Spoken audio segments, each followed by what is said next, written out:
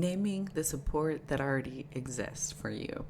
You know, when we're in depression, again, it's hard to sometimes just think about normal things, right? Where you may be in a fog, we may just be trying to get up and go throughout our day and just survive the basics of the day, whether that's, you know, you're home with your kids or you've got a job or maybe you're in school. And of course, we have to work on feeding ourselves, right? Bathing ourselves, things like that. The depression can make really hard for us. And sometimes because of that, we don't really look around and see who we have that supports us or what we have that supports us already.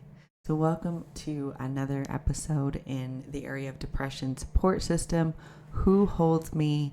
Mapping my current supports. And this theme on this video is all about seeing who and what holds you now. So when you're in depression, it can feel like you're completely alone, but often there are people, places, and resources already in your life that provide support. You just might not have noticed them clearly. Mapping your support helps you see what's available so you don't have to rely only on memory when you are low. It also helps you notice when where the gaps are so you can build new supports with intention. So, what are the different types of support? Well, support doesn't look all the same.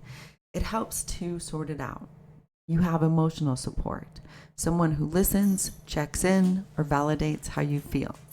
There's practical support, someone who helps with tasks, rides, meals, or appointments.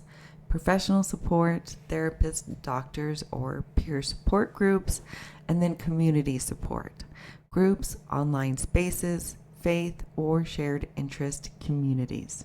So here's a reframe for you. Support isn't just people, it's systems, practices, and communities too. Creating your support map. So this is where you'll draw a simple circle in the middle of a paper. Of course, you can use Word, Excel as well, or there's things like Canva out there that you can also use for this. And that will be you. You will be at the center. Around it, you're going to add names, groups, or resources that hold you. So close supports, your go-to safe people. Outer supports, your acquaintances, coworkers, or communities that help in small ways. Don't forget your non-human supports as well. So that's your pets, your routines, or your safe spaces.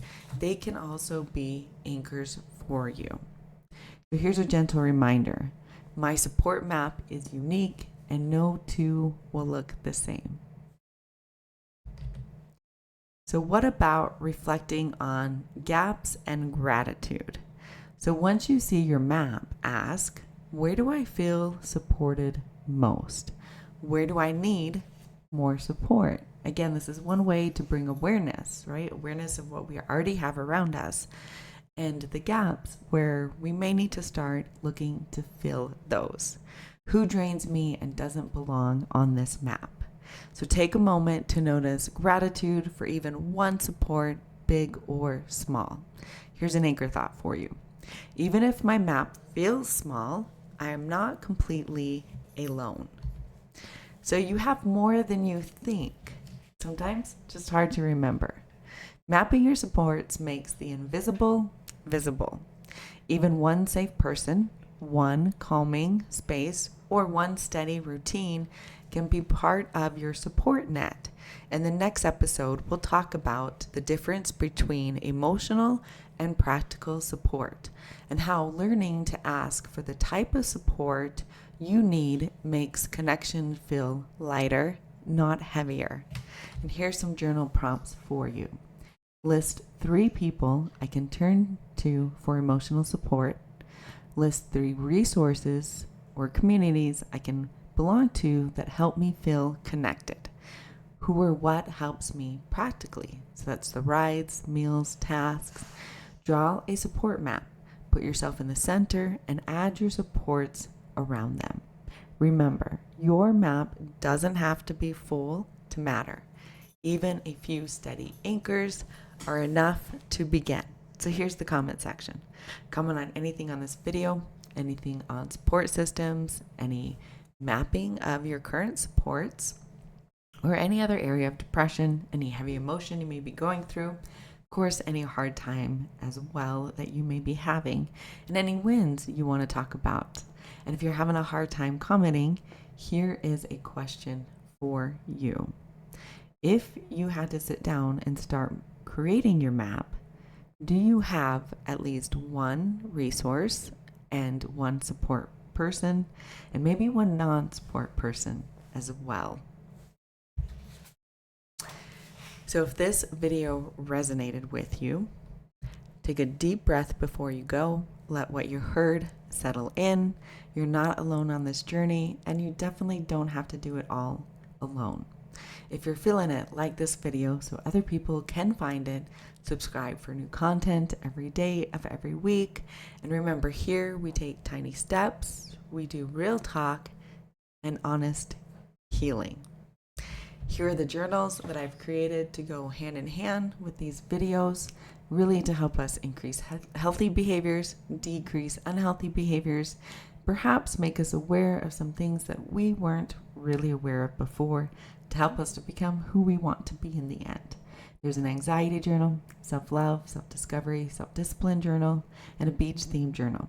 There's a children's book where your children get to learn about bravery, courage, and an inner spark. And then, of course, there's worksheets at the end where then they get to write about their own bravery, their own courage, and their own inner spark. Really, hopefully, to help set the stage that they do have what they need inside of them to push through hard things. Then there's a children's workbook all about emotion, plus some other pages in there too. But here they get to think about what color are their emotions, and then they get to draw that on a body to know where they feel the emotions in their body.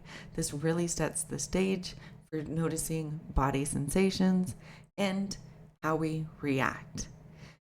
There's many other pages for your children to discover as well. Once again, I want to thank you for watching this video, and I hope you have a great day.